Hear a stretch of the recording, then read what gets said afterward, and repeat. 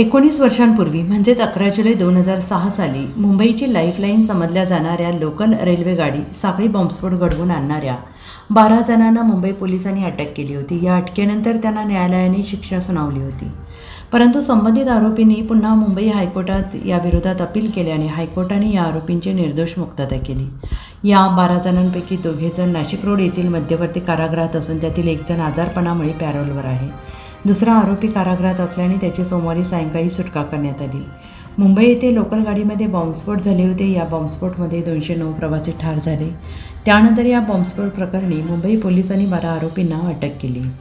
त्यातील मोहम्मद साजिद मरगूब अन्सारी आणि मुजम्मिल अताऊर रहमान शेख हे 2 आरोपी नाशिक रोडच्या कारागृहात मध्यवर्ती कारागृहात 2016 पासून शिक्षा भोगत होते. त्यापैकी अन्सारी हा पत्नीच्या आजारामुळे पॅरोलवर सुट्टीवर आहे.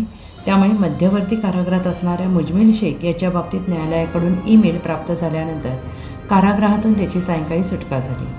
उत्तर महाराष्ट्र न्यूज नेटवर्कसाठी ब्युरो रिपोर्ट नाशिक.